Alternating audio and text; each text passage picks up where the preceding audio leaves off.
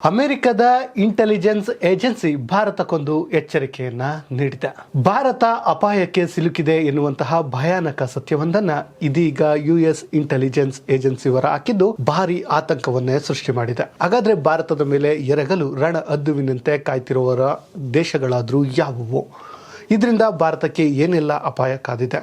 ಆ ಕುರಿತು ಈ ಇಂಟೆಲಿಜೆನ್ಸ್ ಏಜೆನ್ಸಿ ಏನೆಲ್ಲ ಹೇಳಿದೆ ಆ ಕುರಿತ ಒಂದು ವಿಶೇಷ ವರದಿ ನಿಮ್ಮ ಮುಂದೆ. ಎಸ್ ಸ್ನೇಹಿತರೆ, ಇದೀಗ ಅಮೆರಿಕದ ಇಂಟೆಲಿಜೆನ್ಸ್ ಏಜೆನ್ಸಿ ಏನಿದೆ ಇದೊಂದು ಭಯಾನಕ ಸತ್ಯವೊಂದನ್ನು ಹೊರಹಾಕಿದೆ. ಅಲ್ಲದೆ ಭಾರತಕ್ಕೆ ಒಂದು ಎಚ್ಚರಿಕೆಯನ್ನು ಕೂಡ ಕೊಟ್ಟಿದೆ. ಅದೇನಪ್ಪ ಅಂದರೆ ಭಾರತ ಇನ್ನು ಮುಂದೆ ಅಪಾಯವನ್ನು ಎದುರಿಸಬೇಕಾಗುತ್ತೆ. ಯಾಕಂದರೆ ನೆರೆಹೊರೆಯ ರಾಷ್ಟ್ರಗಳೇ ಭಾರತವನ್ನು ಟಾರ್ಗೆಟ್ ಮಾಡಿವೆ, ಅಟ್ಯಾಕ್ ಮಾಡುವಂತಹ ಸೂಚನೆಗಳಿವೆ ಎನ್ನುವಂತಹ ಮಾತನ್ನು ಇದೀಗ ಅಮೆರಿಕದ ಇಂಟೆಲಿಜೆನ್ಸ್ ಏಜೆನ್ಸಿ ಹೇಳಿದೆ. ಹಾಗಾದರೆ ಭಾರತದ ಮೇಲೆ ಎರಗಲು ಕಾದಿರುವಂತಹ ರಾಷ್ಟ್ರಗಳು ಯಾವುವು ಅಂದರೆ ಅದೆಲ್ಲ ನಿಮಗೆ ಗೊತ್ತಿರುವಂಥ ವಿಚಾರವೇ. ಅದೇ ಪಾಪಿ ಪಾಕಿಸ್ತಾನ, ಮತ್ತೊಂದು ಕಿರಿಕ್ ಡ್ರ್ಯಾಗನ್ ಚೀನಾ. ಹೌದು ಸ್ನೇಹಿತರೆ, ಈ ಎರಡೂ ದೇಶಗಳು ಇದೀಗ ಹೊಂಚು ಹಾಕಿ ಭಾರತವನ್ನು ಕೆಣಕಲು ಕಾಯ್ತಿವೆ ಅಂತ ಇಂತಹದ್ದೊಂದು ಸತ್ಯವನ್ನು ಇದೀಗ ಅಮೆರಿಕದ ಇಂಟೆಲಿಜೆನ್ಸಿ ಏನಿದೆ ಅದು ಹೇಳಿದೆ.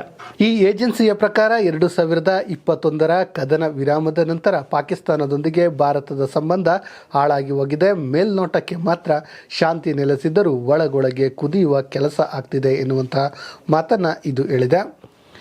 ಅದರಿಂದ ಪಾಕ್ ಭಾರತದ ವಿರುದ್ಧ ದ್ವೇಷ ಕಾರ್ತಿದೆ, ವಿಷವನ್ನು ಕಕ್ಕುವಂಥ ಕೆಲಸವನ್ನು ಮಾಡ್ತಿದೆ.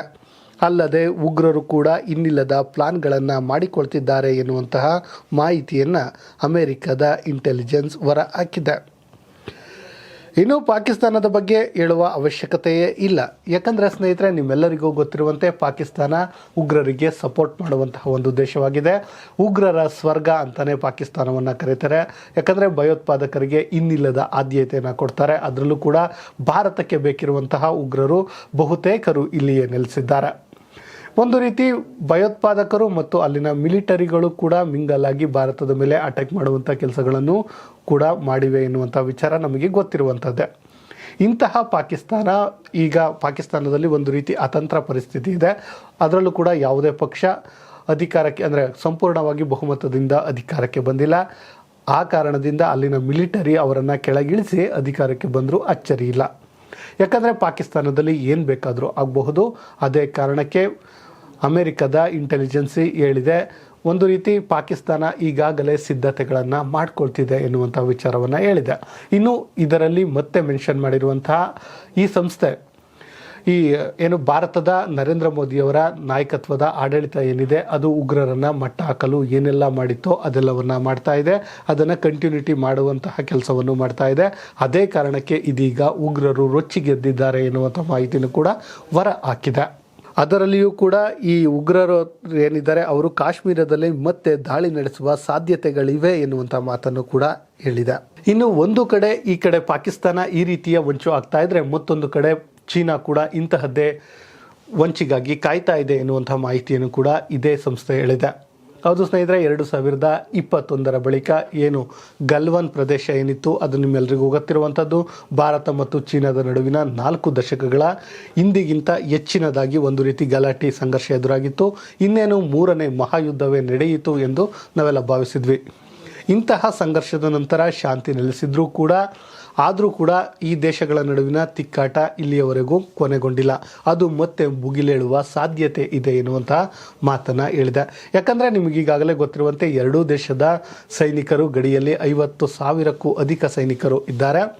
ಇದಷ್ಟೇ ಅಲ್ಲದೆ ಇತ್ತೀಚಿನ ವರದಿಯ ಪ್ರಕಾರ ಭಾರತ ಏನು ಕೆಲವೊಂದು ಪ್ರದೇಶವನ್ನು ಕಳೆದುಕೊಂಡಿದೆ ಎನ್ನುವಂತಹ ಮಾಹಿತಿಯನ್ನು ಏನು ಚೀನಾ ಹೇಳುತ್ತೆ. ಚೀನಾದ ಕೆಲವೊಂದು ಪ್ರದೇಶ ಹೋಗಿದೆ ಅಂತ ಭಾರತ ಕೂಡ ಹೇಳುತ್ತೆ. ಸೊ ಆ ಕಾರಣದಿಂದ ಎರಡೂ ದೇಶಗಳ ನಡುವೆ ಉದ್ವಿಗ್ನ ಪರಿಸ್ಥಿತಿ ಇದ್ದರೂ ಕೂಡ ಈ ಉದ್ವಿಗ್ನ ಪರಿಸ್ಥಿತಿ ಶಾಂತವಾಗಿದ್ದರೂ ಇನ್ನು ಮುಂದೆ ಹೆಚ್ಚಾಗುವ ಸಾಧ್ಯತೆ ಇದೆ ಎಂದು ಅಮೆರಿಕದ ಈ ಇಂಟೆಲಿಜೆನ್ಸ್ ಏನಿದೆ ಅದು ಹೇಳಿದೆ. ಇನ್ನು ಇದಷ್ಟೇ ಅಲ್ಲದೆ ಹಸಿರು ಮನೆ ಅನಿಲ ಇರಬಹುದು, ಈ ಏನು ಇಂಧನಗಳನ್ನು ಬಳಸಿಕೊಂಡು ಆರ್ಥಿಕವಾಗಿ ಬೆಳೆಯುತ್ತಿರುವ ಈ ಎರಡೂ ರಾಷ್ಟ್ರಗಳು ಕೇವಲ ಗಡಿಯ ವಿಚಾರದಲ್ಲಿ ಅಲ್ಲ ಎಲ್ಲ ವಿಚಾರಗಳಲ್ಲೂ ಪೈಪೋಟಿಗೆ ಇಳಿದಿವೆ ಎನ್ನುವಂಥ ಮಾಹಿತಿ ಹೊರಹಾಕಿದೆ.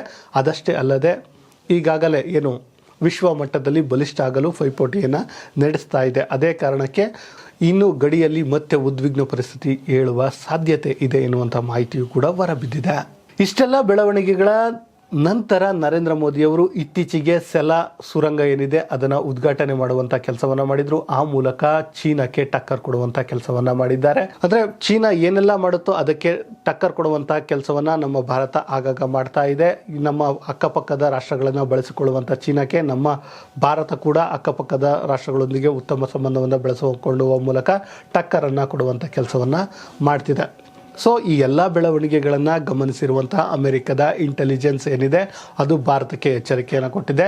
ಆದಷ್ಟು ನೀವು ಎಚ್ಚರಿಕೆಯಿಂದ ಇರಬೇಕು, ಯಾಕಂದರೆ ಎರಡೂ ದೇಶಗಳು ಹೊಂಚು ಹಾಕಿ ಕಾಯುತ್ತಿವೆ ನಿಮ್ಮ ಮೇಲೆ ಎರಗಲು ಎನ್ನುವಂಥ ಮಾಹಿತಿಯನ್ನು ಕೊಟ್ಟಿದೆ. ಒಟ್ಟಿನಲ್ಲಿ ಸ್ನೇಹಿತರೆ, ಈ ರೀತಿ ಎಚ್ಚರಿಕೆಯನ್ನು ಕೊಟ್ಟಿರುವಂತಹ ಅಮೆರಿಕದಿಂದ ಭಾರತಕ್ಕೆ ಒಂದು ರೀತಿ ಒಳ್ಳೆಯದೇ ಆಯಿತು. ಯಾಕಂದರೆ ಒಂದು ರೀತಿ ಈಗಾಗಲೇ ಭಾರತ ತನಗೇನೆಲ್ಲ ಬೇಕೋ ಅದೆಲ್ಲವನ್ನು ಮಾಡಿಕೊಂಡಿದೆ. ಅದರ ಜೊತೆಯಲ್ಲಿ ಮತ್ತಷ್ಟು ರಕ್ಷಣಾತ್ಮಕ ಕಾರ್ಯಗಳನ್ನು ಮಾಡುತ್ತೆ. ಯಾಕಂದರೆ ನಮಗೆ ಒಮ್ಮೆ ಏನಾದರೂ ಎಚ್ಚರಿಕೆ ಸಿಕ್ಕಿದರೆ ನಾವು ಮತ್ತಷ್ಟು ಅಲರ್ಟ್ ಆಗಬಹುದು. ಅಂತಹ ಕೆಲಸವನ್ನು ಇದೀಗ ಅಮೆರಿಕದ ಇಂಟೆಲಿಜೆನ್ಸ್ ಏಜೆನ್ಸಿ ಹೊರ ಹಾಕಿದೆ.